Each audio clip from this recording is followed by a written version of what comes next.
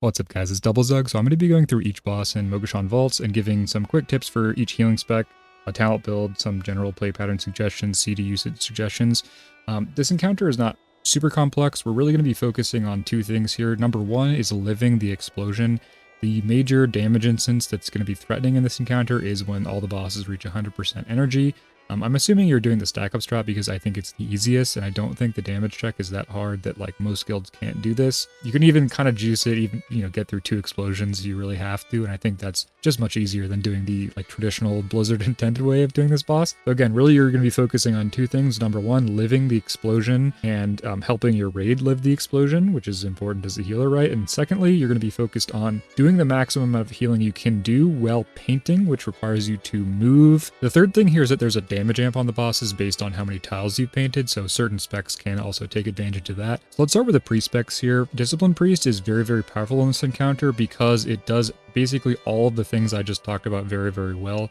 So I would recommend, if you are playing Holy as a main spec, I would recommend swapping to Discipline for this encounter for progression specifically. Heals very well while you move. You can use, Holy Fire, Penance, Prayer of Mending, Power Word Shield, so you can very effectively paint. And it also has really good options for preventing deaths from the explosion. You have Pain Suppression, you have Barrier, and you have Spirit Shell. So your play pattern here is going to be structured around getting very good value out of your painting, and just keeping high uptime on things like Holy Fire, Penance, Power Word Shield on the tank, Prayer of Mending, all those things while you're moving around.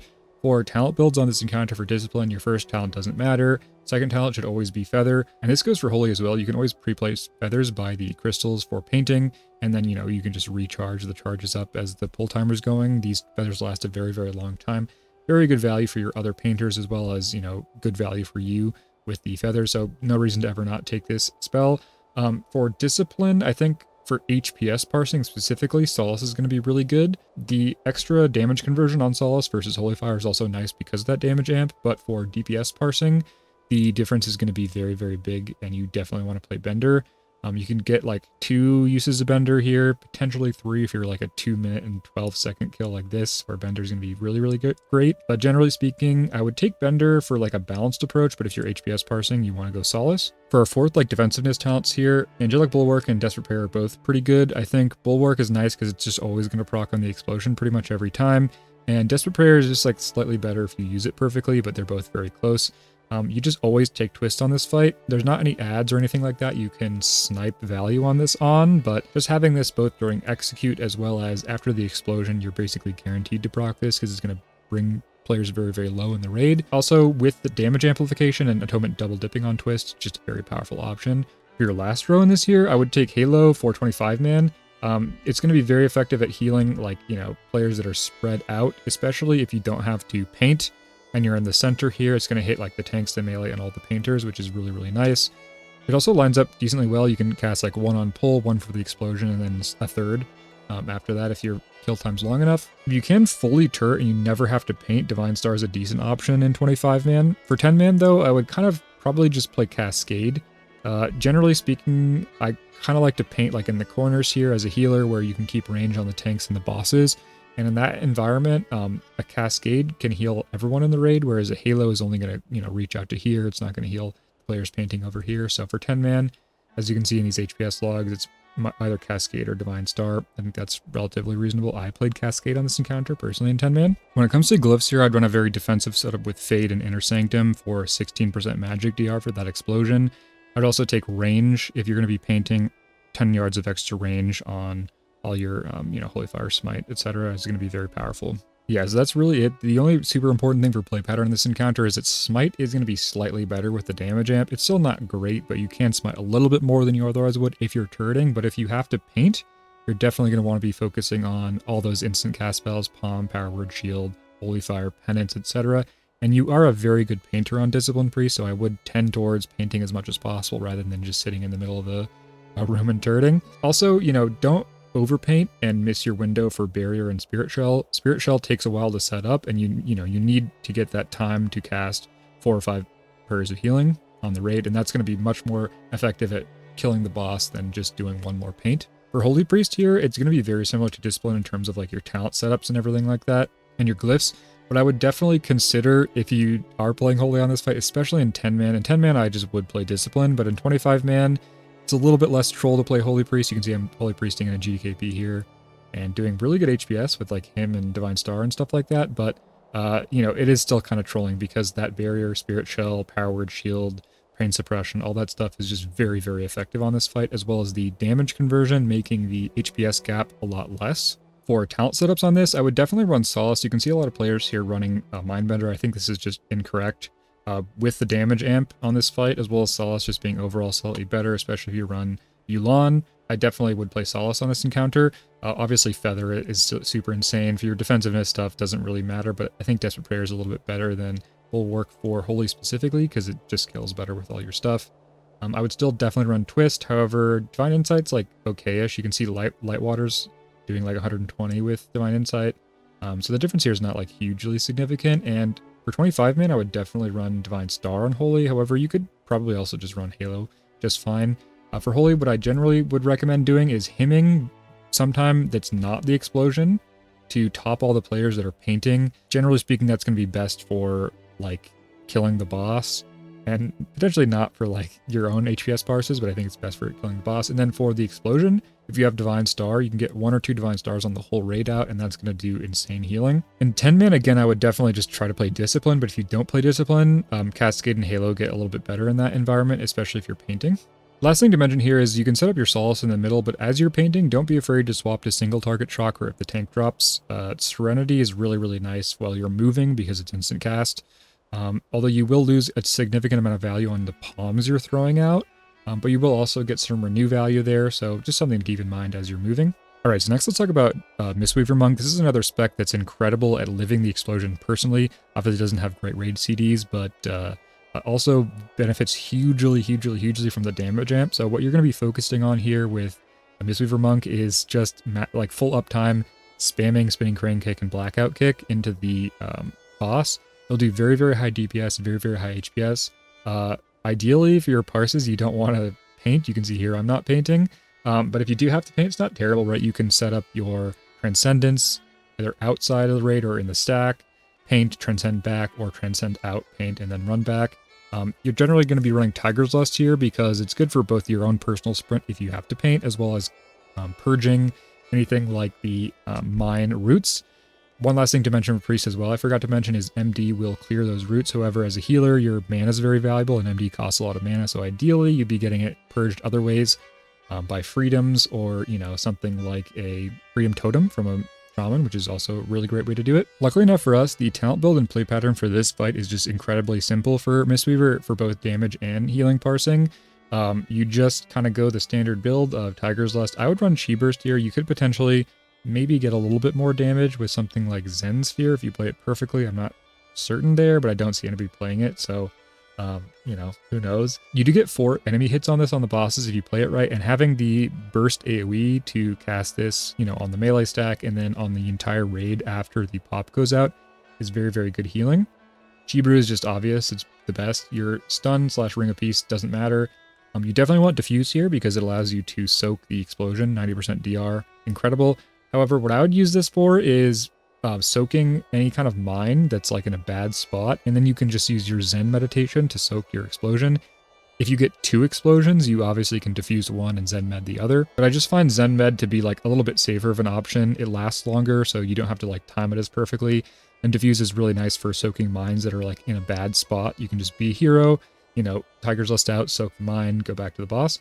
Our last row here is definitely going to be Zhuan. This is the perfect setting for Zhuan.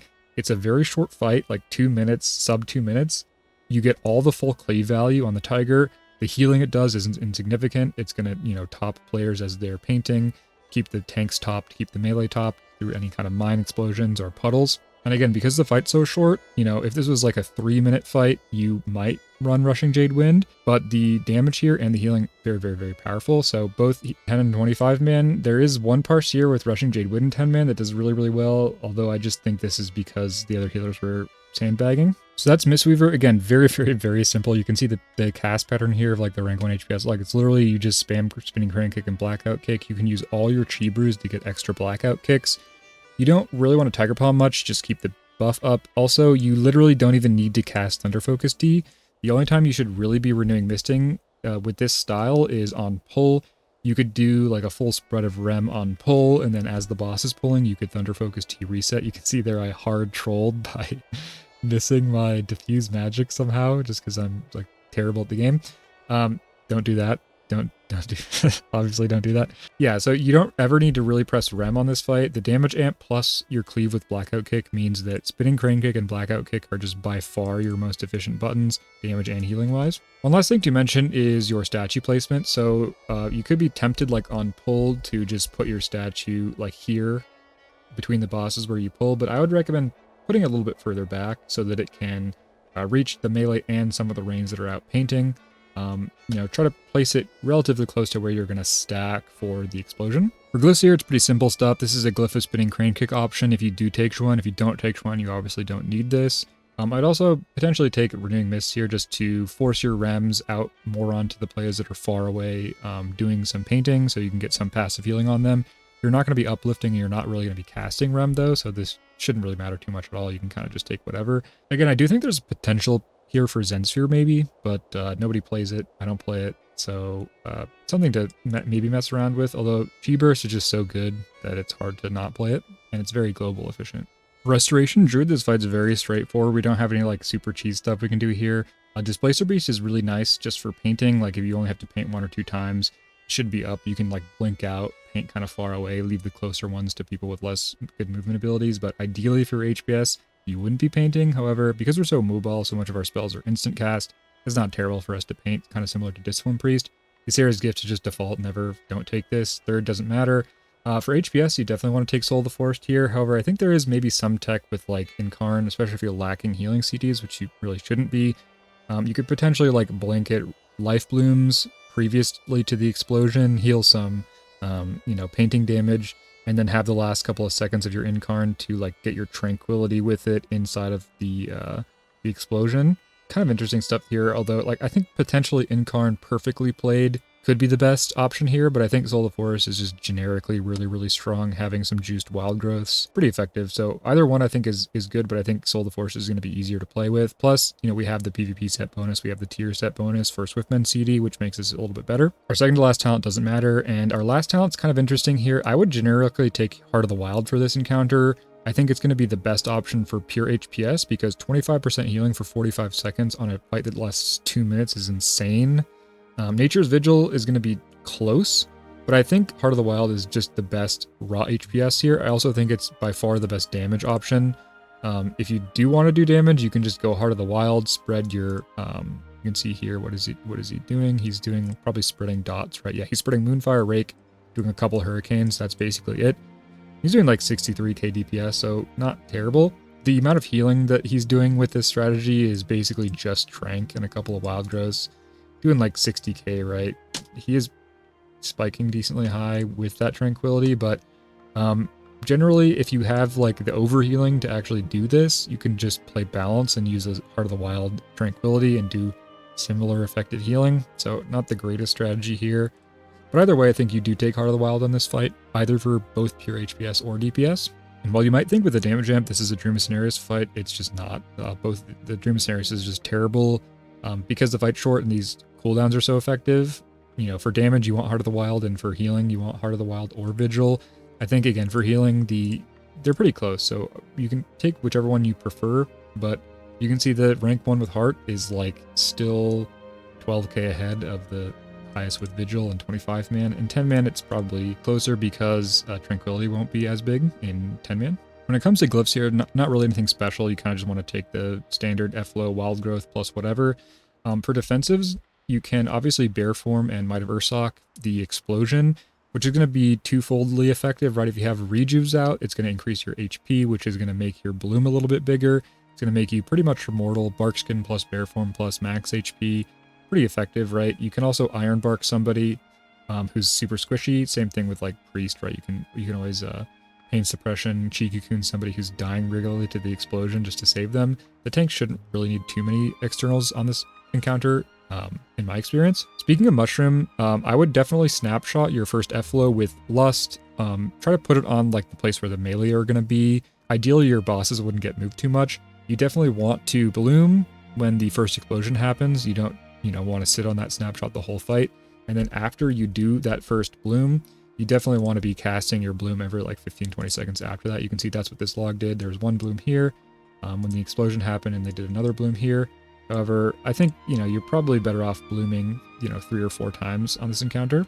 For example, if you look at the rank 1, they cast Bloodlust here. You can see there was a bloom inside Bloodlust to re-snapshot the Evlo. He held it all the way to the explosion, and then after the explosion, he was blooming relatively consistently. I think this is probably what you want to do with your mushroom. And other than that, the cast pattern is very, very familiar, right? Just rejuve, life bloom, regrowth, wild growth, swift mend, super, super simple stuff here. For Holy Paladin in this encounter, I don't have a lot of personal experience. I would have expected Holy Prism to do well, though it's potentially not scaling with the damage amp. I'm not certain on that. It does scale with some stuff like Garajal, the like leg damage amp it does work on, but this is a little bit of a weird ability.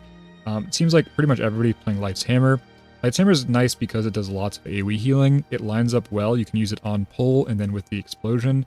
And it also does its full damage and full healing at the same time. Kind of a nice choice there. For 10 and 25 man, the major difference is just going to be whether you take Selfless Healer or Eternal Flame. For 25 man, I would tend towards Selfless Healer. It's just going to do more raw HPS. There's a lot more players to just hit with your AoE, and the beacon is not going to be as important since there's going to be more healers doing tank healing. Plus the tanks shouldn't be too threatened on this encounter. In my experience, they aren't too threatened. But you can see in 10 man, it's all going to be Eternal Flame. This is also a potential use for your PvP 4 set. You can wear PvP 4 set and just pump out a huge amount of 3 Holy Power Eternal Flames. You can see that's what the rank 1 parse is doing. They're gemming full mastery using the PvP 4 set to just pump out lots and lots and lots of Eternal Flames on the raid, do a lot of blanket healing, and their illuminated healing is like 30% right of their healing. They're doing a significant amount of overhealing here. Very, very effective strategy for 10 man. You can blanket the raid, do a lot of EHP for the explosion, but it is going to be lower raw HPS. You can see the 25 man, like the top HPS with Selfless Healers 152 and the top with Eternal Flames 135. So that's a significant difference. However, even in 10 man, if you're very judicious about Eternal Flaming players that are squishy, giving them lots of EHP, Eternal Flame could be a good option for progression, although not for parsing here. Also, because Selfless Healer spends LOD instead of EF, it just benefits more from Guardian and stacking Guardian and Holy Avenger and stuff like that. So there's a really, really insane burst AoE healing out of this build. You can see here he used his Guardian actually, I think at the beginning, so he soaked up a lot of this healing on the painting, which is decent for Holy Paladin, right? You can just spam into the painters, and then he allowed some of his other healers, it looks like, to do more of the healing on the explosion. You can see that was a lot of Guard and a lot of, Healing Tide and some Divine Star and stuff like that, probably and Tranquility. So an effective cooldown spread here. Another thing to mention is obviously you don't want to have every single healer saving all their CDs for that explosion. You're going to overlap, you're going to do insane overhealing. You definitely want to have some of your healers use their CDs during painting and some use them during the explosion. And who does what doesn't really matter there. Most of the raid cooldowns are pretty equivalent in terms of HPS. So again, when it comes to talent build here, Speed of Light's nice for painting. However, Long Arm of the Law is nice for painting as well if you play Selfless Healer, and the passive move speed's also decent. They're all fine. Second talent doesn't matter. Third talent, again, Selfless Healer or Eternal Flame. I would tend towards Selfless Healer in 25 and Eternal Flame in 10 man. That's just a general rule, especially right now where we have the option to benefit a lot from that PvP 4 set. Fourth option here, I would definitely take Clemency. I think Hand of Sack is really nice here. You can sack somebody who's dying a lot to the explosion, or use it on the tanks. Also, Freedom is really nice for purging the root on the mines. Holy Avengers, you're always going to take this in every build. Never note take this. And our last talent is going to be Light's Hammer as well. So last but not least, we have Restoration Shaman. Kind of nice for this spec, but there's really only one viable play style for this encounter. In both 10 and 25, and it's basically the same. And that is, you're going to be playing Conductivity. You're going to be putting your Healing Rain down under the melee and the tanks, and then you're going to be extending it with Lightning Bolt while you paint. Generally speaking, what I would do is I would send my Healing Tide Totem to top up the painters, and then I would use my Ascendance and everything else when the raid is stacked, just because Healing Tide Totem works when the raid isn't stacked, and Ascendance works a lot better when the raid is stacked. Or you can stack both your cooldowns if you're trying to HPS parse. I think the rank 1 did that, where they did stack all their Healing Tide Totem and their Ascendance. Yeah, you can see it's basically stacked. So for talent builds here, Astral Shift, insane for this encounter because you can just have it for the explosion, which is what really matters. Windwalk Totem, also really insane. I would kind of just take this for every fight except maybe Will, because there's lots of stuff to use it on trash, and on this encounter you can use it for the mine. So if a big mine goes off in melee or something, 8 people get rooted, you just plop this down. It's way cheaper than an MD. Freedoms everybody. Totemic Persistence and Call the Elements. I think Call the Elements is probably your best bet for HPS if you play perfectly, but it's also nice to be able to have an HST down with your Healing Tide totem during the explosion. Elemental Mastery is what I would take here, but AS is also fine, and it will give you a little bit of extra optionality to cast while you're moving or to like emergency heal a tank, which can be quite nice. Conductivity is just, you should always take this. There's no reason to ever take any other talent in this encounter, and Primal Elementals is actually very strong here. You can see it's like all the rank 1 HPS logs take it, and also all the rank 1 damage logs are going to be taking it. Because the fight is so short, you can kind of get full uptime, right? You pop your Fire Ellie on pull, it lasts a minute, and then as soon as the explosion comes out, you drop your Earth Ellie, use the Empower to give you 20% DR for the explosion plus 10% healing. Very, very powerful. For Shaman Glyphs here, there's actually some interesting tech. So first of all, Riptide is really nice for this fight because you can use it while you're moving and painting, and it also spread your Riptide on the painters. It's also going to stack up max HP for the explosion, which is nice. The last thing to mention here is HST. So this is really powerful because it obviously like mitigates elemental damage, and if you look at damage taken, 3 out of the 4 of the bosses do Ellie damage. So Jade does Nature, Jasper does Fire, and Cobalt does Frost.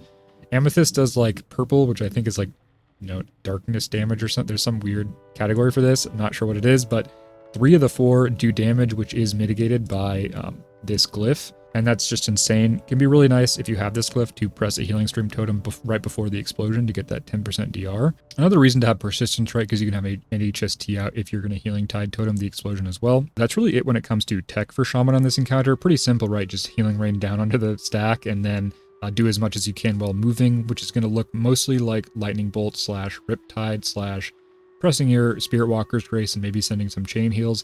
If you can, full turret on Resto Shaman, which is decent, right? Because to get movement speed, you have to be in Ghost Wolf. You can't heal in Ghost Wolf, so Resto Shaman's a decent choice for a healer that you want to just plant and not really paint too much. And in that situation, you're going to mostly just be spamming chain heal like through the tanks that have your Earth Shield, which is a really effective HPS option while keeping your healing rain up. So those are my tips for Stone Dogs. Again, not a super complicated encounter. It's going to get much easier with gear, but it actually is one of the most difficult in the raid, in my opinion. So don't feel bad if you got like stonewalled on this in progression, if you went in blind, or if you're a more casual group. This is definitely one of the most complicated bosses in the raid. Yeah, thanks for watching. If you got value, like, subscribe, send a comment. See ya. Swobu, Zug Zug.